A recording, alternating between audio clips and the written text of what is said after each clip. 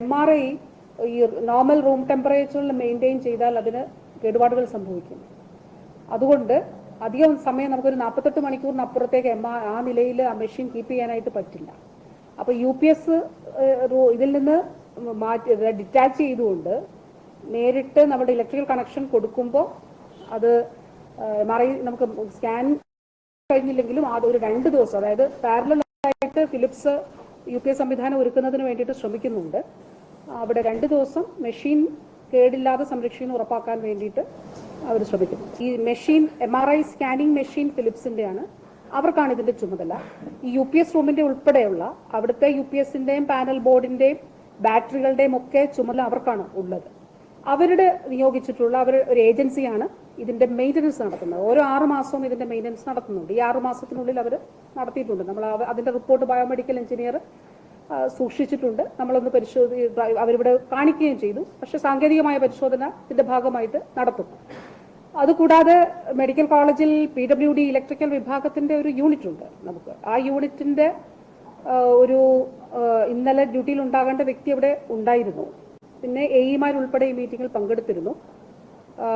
അപ്പോൾ ഈ പർട്ടിക്കുലർ മെഷീനും MRIയും UPSും ഫിലിപ്സ് ചുമതലപ്പെടുത്തിയ ഏജൻസിയുമാണ്. അതുകൂടാതെ ഇലക്ട്രിക്കൽ വിഭാഗത്തിനാണ് നമ്മൾ ഇത് കൈമാറിയിട്ടുള്ളത്, PWD ഇലക്ട്രിക്കൽ വിഭാഗം PWDക്ക്. അപ്പം അവരുടെ മേൽനോട്ടവും ഇതിന്റെ ഭാഗമായിട്ടുണ്ട്. ഈ ബിൽഡിംഗ് നിർമ്മിച്ച ഹൈറ്റ്സും അവരും ഈ മീറ്റിംഗിൽ പങ്കെടുക്കും. ഈ UPS ഡെഡിക്കേറ്റഡ് ടു MRI ആണ്, മറ്റ് ഇതിലേക്കുള്ളതല്ല. ഈ UPS പൂർണ്ണമായിട്ടും MRI മെഷീന് വേണ്ടിയിട്ടുള്ള UPS ആണ്. അതിന്റെ സ്റ്റാൻഡേർഡ്സ് അനുസരിച്ചിട്ടുള്ള ക്രൈറ്റീരിയ പാലിക്കപ്പെടുന്നു എന്നുള്ള ഉറപ്പാക്കുന്നതാണ്. മറ്റ് UPSുമായിട്ട് ഇതിന് ബന്ധമില്ല. ഈ ബ്ലോക്കിൽ ഫയർ എക്സ്റ്റിംഗ്വിഷറും ആവിധമായിട്ടുള്ള എല്ലാ സംവിധാനങ്ങളും ഒരുക്കിയിട്ടുണ്ട്. അതുകൂടാതെ കോഴിക്കോട് മെഡിക്കൽ കോളേജ് ഉൾപ്പെടെ നമ്മൾ ഫയർ സേഫ്റ്റി ഓഡിറ്റ് ഒക്കെ നടത്തിയിരുന്നു. കഴിഞ്ഞ വർഷം സെക്യൂരിറ്റി ഓഡിറ്റ് നടത്തിയിരുന്നു, ഫയർ സേഫ്റ്റി ഓഡിറ്റ് നടത്തിയിരുന്നു.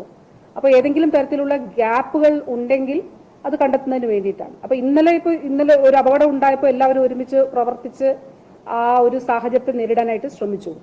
അപ്പോൾ അതുകൊണ്ട് കൂടിയാണ് നമ്മൾ ഈ മോക്ക് ഡ്രില്ലുകൾ സംഘടിപ്പിക്കണമെന്നുള്ളത് തീരുമാനിച്ചിട്ടുള്ളത്. അതായത് ഒരു സാഹചര്യം ഉണ്ടായാൽ എങ്ങനെയാണ് അതിനെ നേരിടേണ്ടി വരിക എന്നുള്ളത് അത് ആ ഫയർ സേഫ്റ്റിയുടെ നമ്മുടെ ഡിപ്പാർട്ട്മെന്റ് നിർദ്ദേശം നൽകിയിട്ടുണ്ട് എല്ലാ ഇൻസ്റ്റിറ്റ്യൂഷനും മോക്ക് ഡ്രില്ലുകൾ സംഘടിപ്പിക്കാൻ.